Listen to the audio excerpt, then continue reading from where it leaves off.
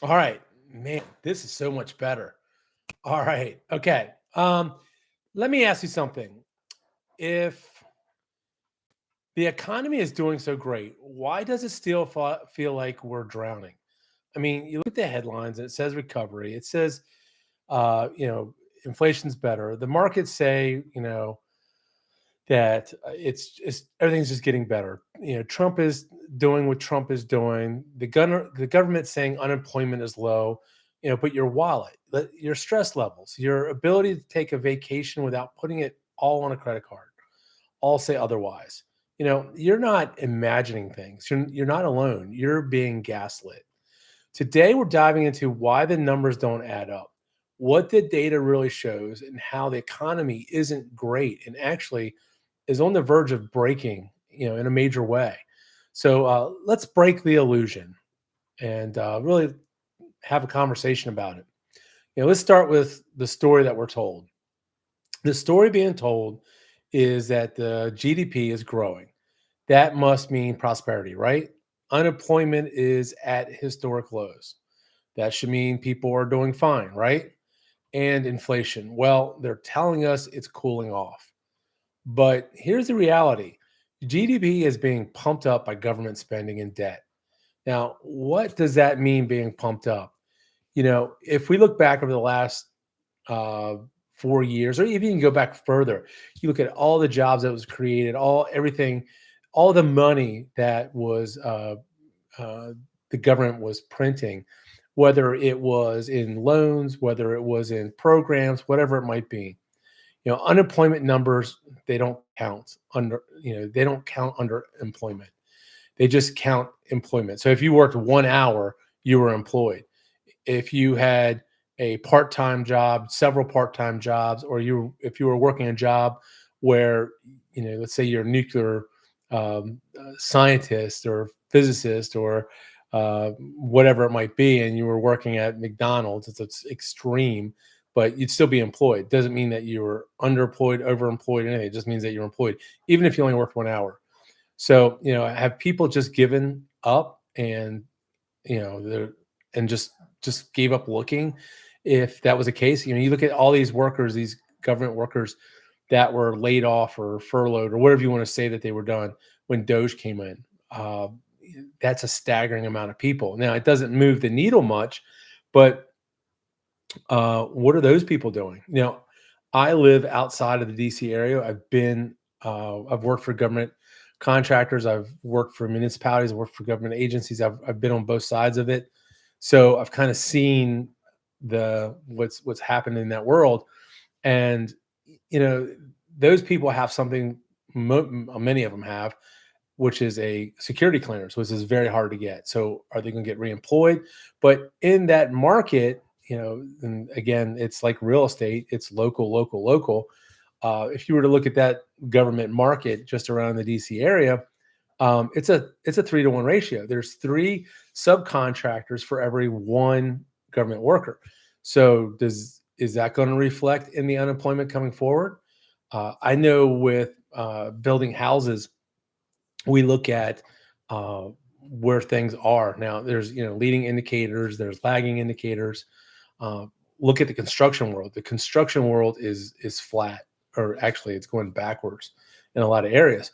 And the GDP numbers don't indicate what's really happening because so many companies were worried about what the tariffs were going to do. So they front loaded everything and made huge orders and got it into the United States, or got orders going before the the tariffs took place. One of the areas that I do a lot of work in is in multifamily residential housing, high end housing, uh, mostly all in the housing world. And for example, steel, stainless steel, a lot of your composites and stuff like that, massive orders. If you go into some in our local area, if you go into some of these resellers, you'll see mounds and mounds. I mean, just huge piles of it. I have a buddy of mine that works in the lumber industry, and lumber is terrible. There is no demand for lumber right now. Well, if there's no demand for lumber, what does that mean going forward? It doesn't paint a very good picture going forward. You know, inflation might be slowing year over year, but over the last 4 years, the cumulative prices are still, I mean, they're still up double digits. Your rent, groceries, insurance, they didn't go back down. None of that went back down. You look at your homeowner's insurance, you look at your car insurance. Um, we had an event that took place back this last fall where one of our uh, friends, their vehicle got totaled, and it really didn't look that bad. But the insurance company totaled it. And I looked at it and I thought, it was probably about $4,000 or $5,000 worth of damage. The insurance company tagged it at a little over $11,000 worth of damage to the vehicle. The blue book value in the vehicle was only 8,500, so the insurance company totaled it out. So I asked the insurance company, I said, why does it cost so much? And they said, it's one, the parts for it, a lot of them came from overseas, but it's just so labor intensive. I know within construction, a lot of times we'll double whatever the price of the materials are for a job, and we'll look at the labor and look at the labor hours, and a lot of times you'll double that rate and come up with a price. Some people will actually triple that rate because if you're in a competitive bid situation where it depends on how bad you want the job, but it really depends on your estimator and how good they are. Some estimators are spot on, some are really far off. So, anyways, when they say you should be feeling better, but you're not, they imply you're the problem. That's the classic gaslighting. Let's look at some numbers. Look at housing again. In 1990, the median home price was about 4 times the median household income. In 2025, it's closer to 8 times. In many areas, it's 10 times of what the median household is. So, looking at that as a metric, I was at a conference where they were talking about how we have a shortage on housing, and it's a good time to buy housing or to start building projects and stuff like that. But the problem is, there may be a lack of supply, and that's helped artificially increase or keep these prices at the height at which they are. But it's also affordability. If your median income doesn't increase, it doesn't matter how many houses are on the market. A house is nothing but a bunch of commodities put together. It's lumber, it's steel, it's aluminum, it's vinyls, it's plastics, it's fiberglass, it's copper.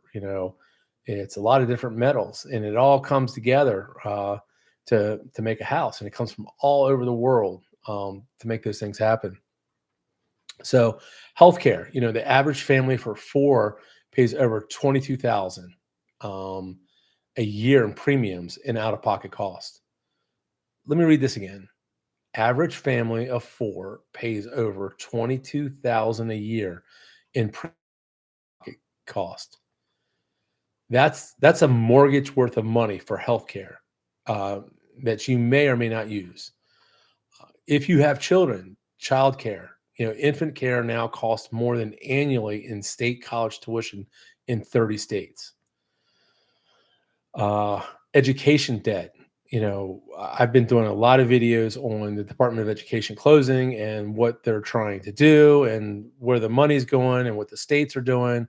I'm building a whole series on following that. Well, education debt alone is 1.7 trillion. Outstanding millennials and Gen Z start their adult lives with a financial anchor strapped to their leg. I went to college. I paid for it as I went. I went to a junior college, local community college, and then I went off to college. And when I got out, the system was different than it is now. But I paid as I went. My parents helped me out a little bit, and I took a few grants out. I think they were called Pell Grants at the time. And within 12 months, after being in college, I didn't have any debt left because I paid it all off. Now, that's not everybody. There's some people that come out of college that well, I'll tell you a story. One of my friends that's in construction, he has a roofing business, and we were talking, and his first daughter is going to college in South Carolina. And he goes, yeah, we looked at going to Maryland, different things, but the major that what she wants to do is in South Carolina. I said, okay, what's that bill going to look like? And it's $60,000 a year for undergrad for her to go and pay out of state tuition. That doesn't include a lot of miscellaneous expenses. So it's going to be 60 plus a lot of other things. And let's say they don't get in-state tuition and she stays out of state and she only goes for 4 years. That's $250,000 when you're done plus. Um, you know, it's you look at the return on that. It's got to be a pretty good job. And my wife's a teacher, and I look at um, what it costs to get a 4-year degree to become a teacher, and then what you're paid as a teacher going into it. It doesn't pass the common sense sniff test to me. But again, that's just me. Um, Okay, Blake's on here. I'm a lawyer in Phoenix, 200K in student loans. My former boss got out of law school in the 80s with about 8K in student loans. Blake, that's spot on, man, because again, I've student loans are no joke. They really are. I had a friend of mine that wanted to be a veterinarian, ended up becoming a veterinarian. It's 4 years of undergrad, 4 years in veterinary school. When it was all said and done, I think they came out with like 600 grand in student loans. I mean, I think what I'm a Gen Xer, so I think a lot of people don't realize is that the student loans that you guys are coming out with, it's a monster of a bill. So, anyways, I was just talking. It says you're in Phoenix. That's a housing market right there. I was at a conference on the Phoenix area on real estate, and looks like there's definitely signs, cracks, weaknesses out there in Phoenix. So, anyways, thanks for joining in, Blake. So you look at real median wages and income, and it's mostly been flat. If you go back to 2000, and hey, Blake, if you get a chance, I'm curious what type of law you are practicing out there in Phoenix. Um, real median wages, it's been flat. Any raises, they're completely wiped out by the cost of living. My grandfather was a carpenter, and my other grandfather was a farmer. And both of my grandparents could support their families. And neither one of my grandparents, grandmothers, either one worked. And they had a house, car, everything else. You can't do that today. It's just insane. Credit card debt. Let's talk about that. Credit card debt surpassed 1.3 trillion for the first time. Emergency savings are at all-time lows. Groceries, your basic staples like eggs, milk, chicken, rice, ground beef have gone up between 20 to 45% since 2020. I started eating carnivore, and so I've been on that diet for a while now, and I track what beef prices are all the time. In fact, I use a service called Bid on Beef where you can bid on it. I go to the local grocery store. I go to the uh, um, Sam's Club and look at it. And I can tell you, just in the last 3 months, the price of ground beef, and I shop Chuck, different ones all the time, they've gone up significantly in the last I'm going to say 45 to 60 days. So, yeah, it's crazy. Blake, operate a personal injury practice. Uh, oh, you were at Rebel Capitalist. Oh, very cool, man. I was there. In fact, of course, I'm talking about Simon on the lumber when talking about lumbers. He and we've the last couple of years have talked about. Oh, I remember you, Simon or Blake. I hung out with your dad. and you at the pool. So, uh, by the way, you're killing it, dude. And tell your dad hi. He's a pretty awesome guy. Look at auto insurance is up over 33% year over year. Homeowners insurance premiums are rising. And it's because not only about inflation. If you look at an insurance companies are not built to lose money. Uh, you look at what's happening in Florida, Louisiana, Texas, with just weather and losses. Their actuaries, they're in the game to make money. Um, I worked for a large financial services company and uh, did a lot in the insurance world, and it's just you know insurance companies are just going to keep raising premiums. In Florida, they have something that's called going naked. And what going naked means is basically that I think it's 40% of the homeowners in Florida, they don't have uh, uh, homeowners insurance because they can't afford it. It's just unaffordable. Um, I did this live that did really well last week, and I got some comments about: are people lazy? Are they trapped? Are they just spendthrifts? I got all kinds of comments that back in my day, I worked really hard and this, and I got some people feeling like they were just trapped. I got some people just they spend more money on vacations and they're just spendthrifts. And there's people from that made comments all over the world that were making comments about Americans being spoiled and different things. Then I got people that had made comments that moved outside of the United States that were living in other countries, and the people commenting about that, and it's pretty wild to see that all happening. It says, are they working hard or are they hardly working? Well, um, even if the macro numbers are up, the personal economy is down. Most households now require two full-time incomes just to scrape by, and even then, many live paycheck to paycheck. You just can't save the dollars that you need for retirement unless you have somebody good like Blake's dad. He just retired after a long career of being a financial advisor. Someone like that in your camp probably would help a lot. It's because if you're paying off student loans, if you can't invest in your kid's future because your rent went up 18% in the last 2 years, that's a problem. And that's a lot of people in the world, a lot of people in different areas. Not everybody going through an economy in a downturn or upturn is going to do well. A lot of them are going to do very well. A generation ago, like I said, one income supported a family, a mortgage, a vacation. Today, two incomes barely cover that. This isn't just inflation; it's structural, and it's driven by, in my mind, central planners and elites, and they benefit from keeping the middle class busy, distracted, and divided. Uh, you look at just the noise that goes on in Main Street media.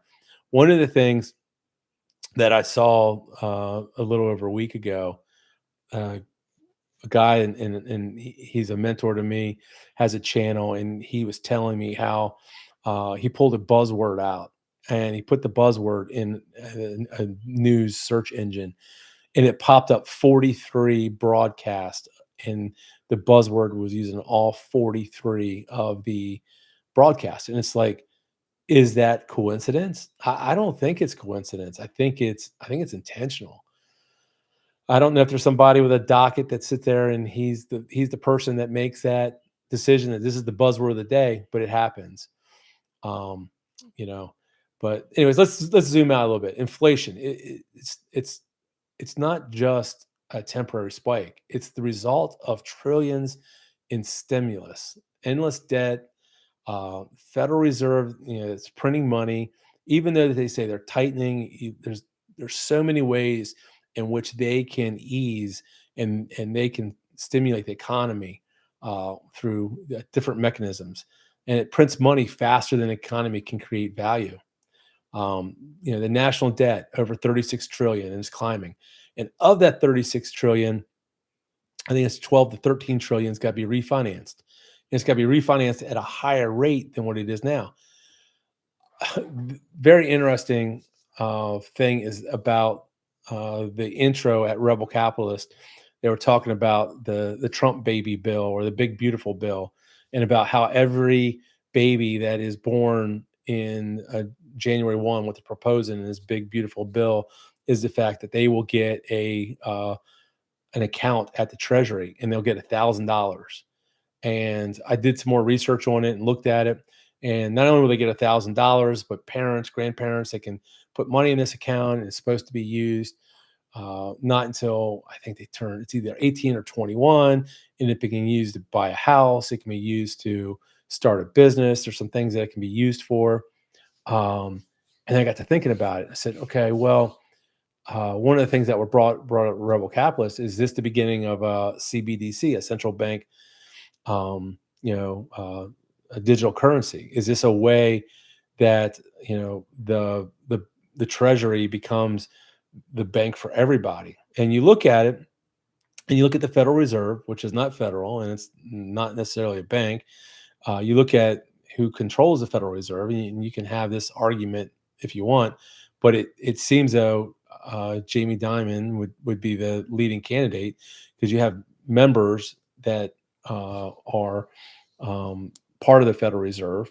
So what is this end game? What does this all look like? And so when you before you get into that deep, you look at the dollar and you look at it being debased, and you got to ask yourself, what does debased mean? It means to lower the value of something. When we say that the purchasing power of the U.S. dollar is being debased, what we're talking about is that the dollar doesn't buy as much as it used to. This happens because of inflation, which is when prices for things like food, gas, housing, they go up over time. So if a candy bar cost $1 last year, but it costs $1.25 this year, your dollar now buys less. It becomes worth less. That's a loss in purchasing power. It's one of the things that when you buy a house, a simple transaction like a house, one thing that most people, when I talk about investing, we talk about shorting. And I say, when you buy a house, it's like you're shorting the dollar. They're like, that's way too advanced for me. But actually, what it means is that when you buy your house, over time, you've set and locked in, other than uh, your insurance and your taxes, you've locked in the cost of that asset. So what happens is over time is the dollar becomes worth less. So it takes more dollars to buy that house, and therefore the value of the house increases. So that is a simple way of you've shorted a currency or shorted a fiat money like the dollar, to where you're betting that the value of the dollar is going down, or what the dollar will buy in today's value. So if you bought a house 30 years ago, what that dollar bought was much more than what it buys right now.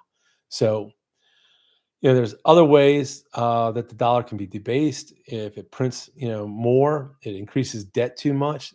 Both of those scenarios are what's happening in the United States and around the world. There's just more money in the system, and again, each dollar becomes worth a little bit less. It's kind of like adding water to juice. The flavor of value just gets weaker. It quietly and systematically becomes washed down. Every time they inject more money into the system, they steal a bit more of your purchasing power, and they call it stabilization. But let's call it what it is. It's control. It's control over your time, your labor, your savings. The middle class loses purchasing power, while asset holders, the top 10%, get richer. And you say, well, how does the top 10% get more rich by all this? And again, it's asset holders. It's those people that have those assets. They become more wealthier, and they're pulling, the top 1%. Those are the ones pulling the string. They tell you it's all fine, that it's necessary. It's not. It's planned erosion. If a system is being debased monetarily, meaning the money is losing value over time, what is your defense? The best defense is to protect your wealth or protect your personal sovereignties by owning things that hold value, even when money doesn't.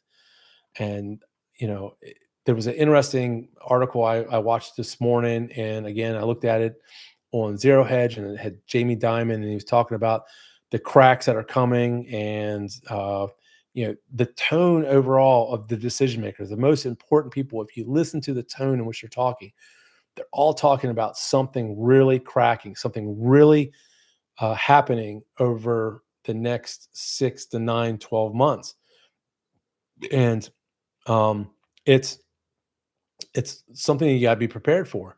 Well, one of the comments that he made was the fact that a lot of people are going to like make a lot of money, and those people that there's going to be a lot of things out there to buy. One thing that my wife and I were doing, we were looking at uh, Facebook Marketplace, and she goes through and she saves things in there that that she thinks that are interesting, and that, hey, what about this, or what about this, or what about this? And we went back and looked at it uh, over the last week, and there's certain things that she's had in this saved list for months. And I noticed is that not all the things that are selling, but I'm seeing more and more things pop up. If you go on Zillow, you look at, if you were to look at that 6 months ago, if you were to look to see how many houses had price reductions compared to what they have now, it's it's incredible. I follow what's happening in South Carolina, Tennessee, Florida, here in Maryland, in Texas. Those are the areas in which I kind of look at, and a little bit in Virginia, a little bit in North Carolina, a little bit in Florida, again, a little bit in Georgia. It's mostly all in the southeast areas where I look, and when I say I look uh, every um, every week, several times a month. I have my save, and there's 75% of those properties that I've been looking at have gone down in value. So again, it's about being prepared about what may be happening. What are a few common defenses for this? One, again, invest in real assets, things like real estate, gold or silver. I'm a gold and silver. I'm not a bug. What's interesting is that uh, I found that what was interesting is I talk about gold and silver bugs, and that was something that the CIA came up with back, I believe it was in the '60s. It might have even been before then. Basically, to label people who bought gold and silver. I was talking to Dana. Dana owns a gold and silver thing. We were actually at the airport together at Rebel Capitalist last year. And anyways, Dana and I, we had dinner at the airport. And we were talking. Now Dana sells a ton of gold and silver, and I mean tons and tons. And he has a channel, and we were talking about things. And Dana's an awesome guy, salt of the earth, great guy. Anyways, we were talking, and he said that he's a big deal right now in India and over in Asia. And I was talking to Robert Kiyosaki, and he was talking about this as well.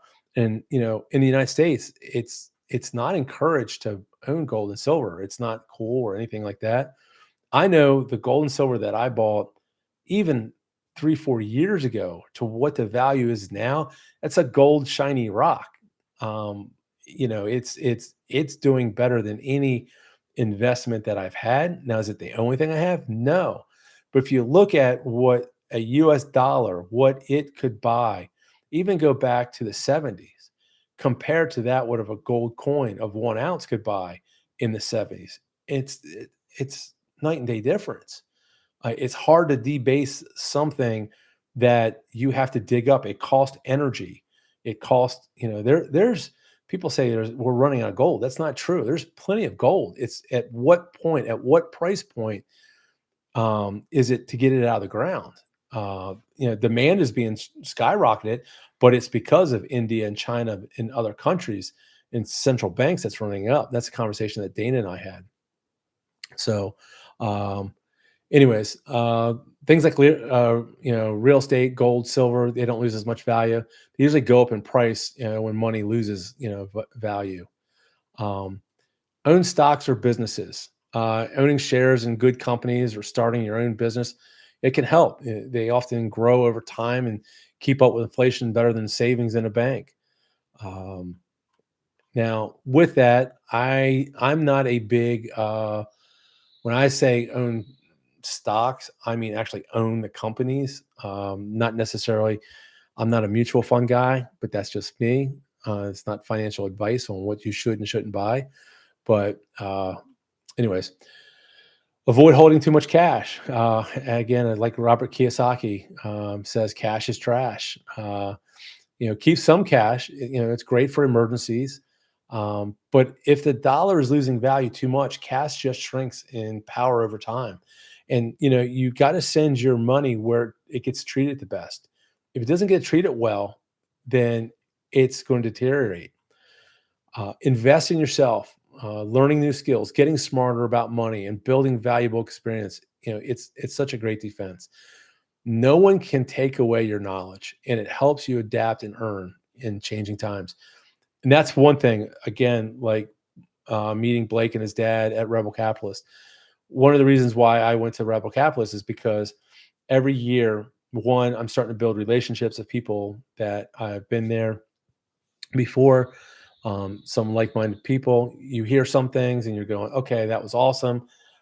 It's great to get a different perspective on things, but it's really about expanding the knowledge, expanding your thought and critically thinking, and that's something no one can take away from you. Buy things that grow in value. Don't rely only on cash, and keep learning. That's your best shield against a weakening dollar. Now, I saw some comments that said, the data that I used or the data that I reported on was cherry picked. Others said people just don't want to work anymore, and a few said things aren't too bad. Look, data can do whatever you want. It can be debated. But here's the thing: your lived experience matters more than any chart. I can put up government charts and nonpartisan sources and BLS and Fred and but even if we use different stats, most people feel the squeeze. It's a real thing. If you're thriving right now, that's awesome. I applaud. I applaud what you're doing. Seriously, but don't assume everyone else is just lazy, dumb, or irresponsible. Many are doing everything right, and still they're falling behind. Not maybe not everybody's as smart as you. Maybe not as everybody as entrepreneurial as you. You know, in this economy, there will be winners and losers, not because of how hard people work. I used to think that. I was a subscriber of. I thought that the harder you worked equated to how far you got ahead, and that necessarily is not the case. They it's really about how well you understand the game. Hard work matters. Don't get me wrong. It does matter, but it's not enough. If the rules keep changing, the real solution is awareness. Pay attention to what's happening, prepare for what's coming, and have a plan. Those who see the shifts early and position themselves wisely, they're the ones who thrive, even when the system feels stacked against them. You know, uh, that's the story that I'm trying to tell. That's the story that I'm trying to bring to people's attention of what's happening. So what do we do? What's the thing? Get real with your numbers. Stop trusting headlines. Start auditing your own budget, costs, and lifestyle. Most people don't do budgets for a few simple reasons. It feels overwhelming. Thinking about money, especially if you're struggling, can feel stressful. People avoid budgets because they're afraid of what they'll see. I'm not a huge Dave Ramsey fan. My wife, she watches him and everything, and he has his debt snowballs and everything. The only thing that got me to really where I became a Dave Ramsey fan is when he told a story about his wife.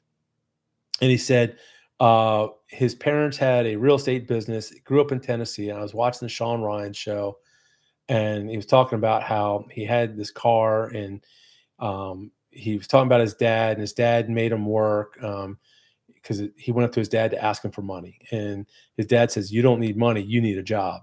So he got a job. He had a clunker or whatever. His girlfriend, he would drive around, take her to dinner or whatever, work really hard, have money. And he tells this story about He's in his car and he's going across a railroad track, and the muffler falls off when they're going over the railroad track. He says he pulls off to the side and gets underneath the car. She's still in the car, gets underneath the car, puts the muffler back up, ties it up. Anyways, gets in the car. He's all dirty and everything. And she goes, "What did you do?" And she goes, "I fixed my muffler." And he goes, "I drove off telling her that I was going to be a millionaire and that I was going to make it really big and I was going to make a lot of money and everything else."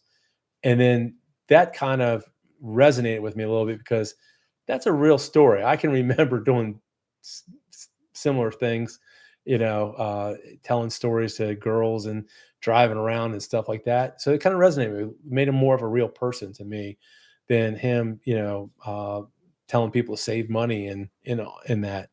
Uh, Anyways, that's my Dave Ramsey story. They think it's, a lot of people think it's too complicated. Some believe people budgeting is only for accountants or rich people, spreadsheets. I worked for a large investment company back in the late 90s, early 2000s. And one of the things I had to do was go out and set up, basically do an income statement and a balance sheet on people to do financial planning.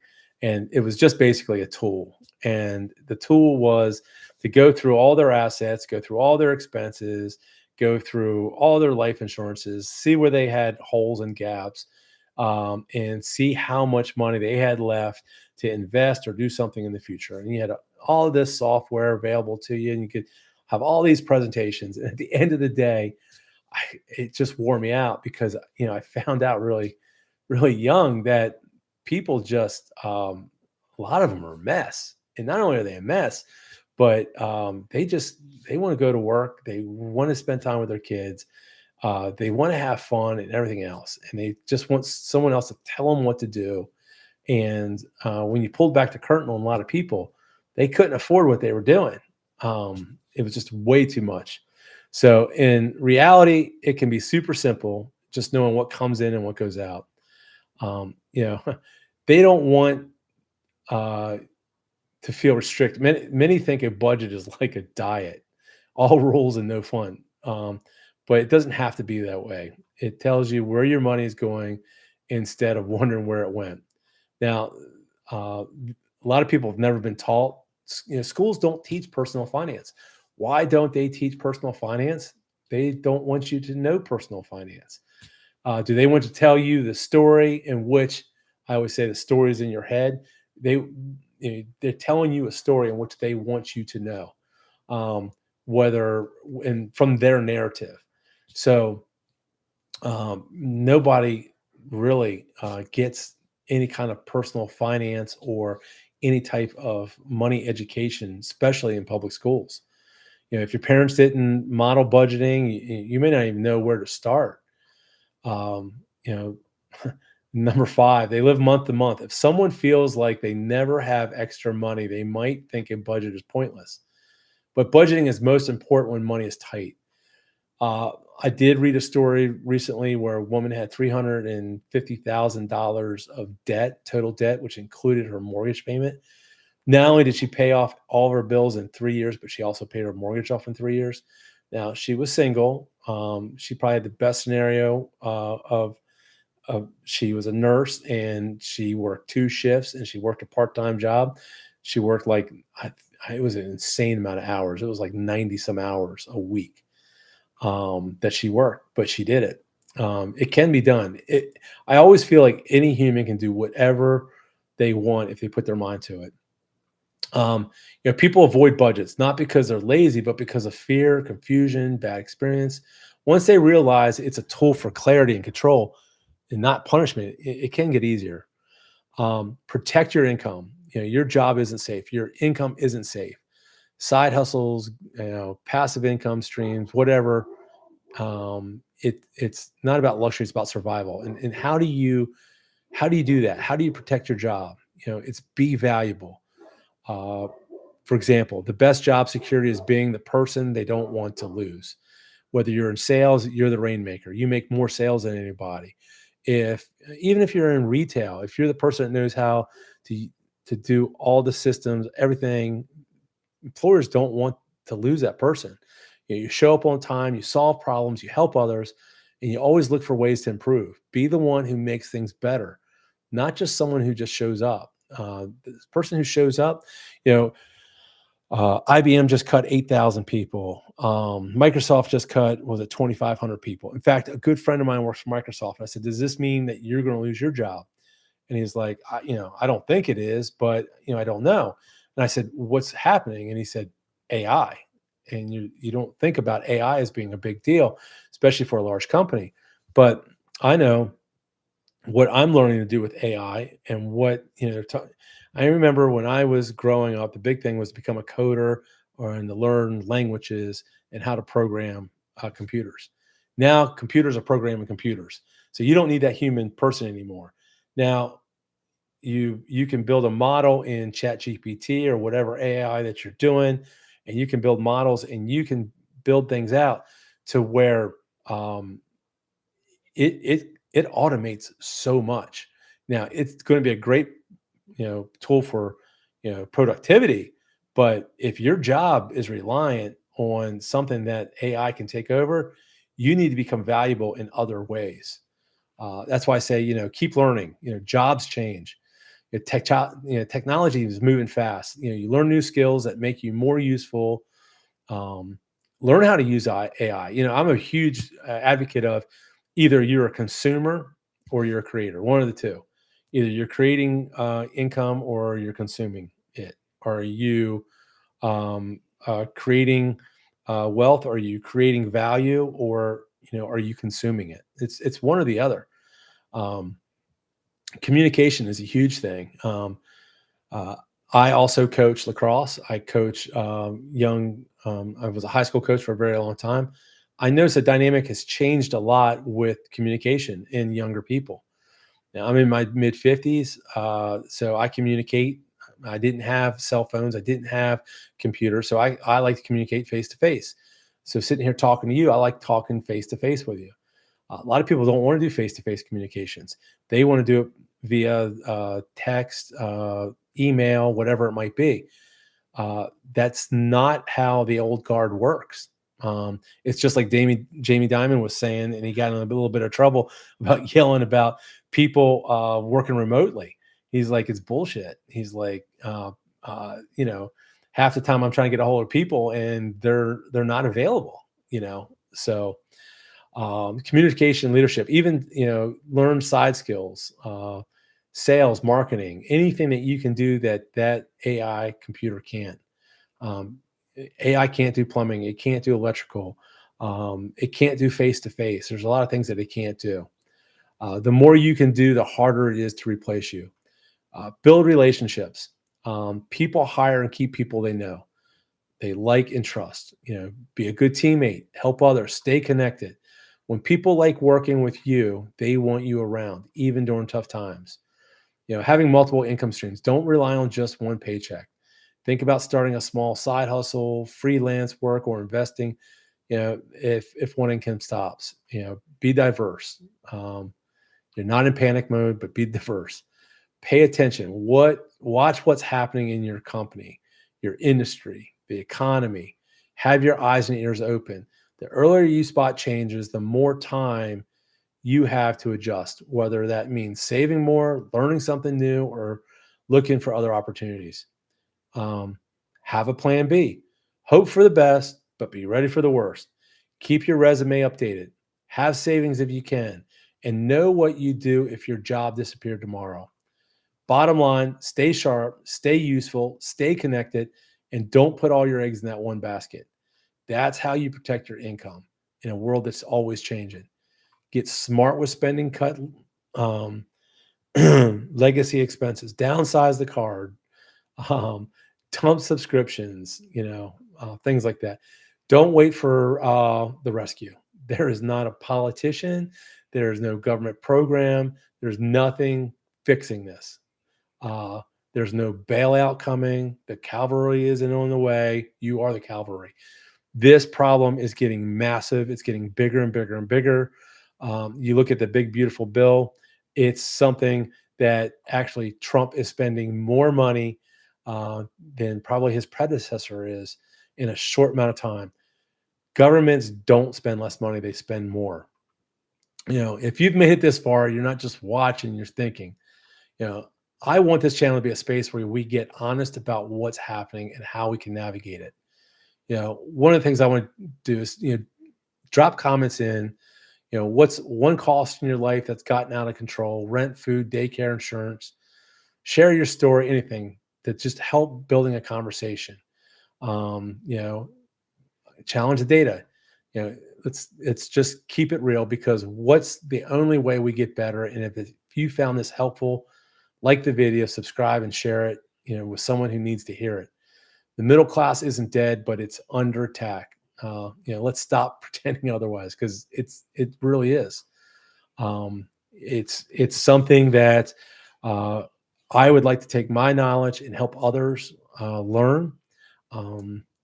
I don't know everything, but being through the GFC in 2008, when I was in my mid 30s, the way I look at things now in my 50s is much different. So, anyways, I'm Kevin. I'll catch you on the next one. Thanks for sticking with me, and see you later.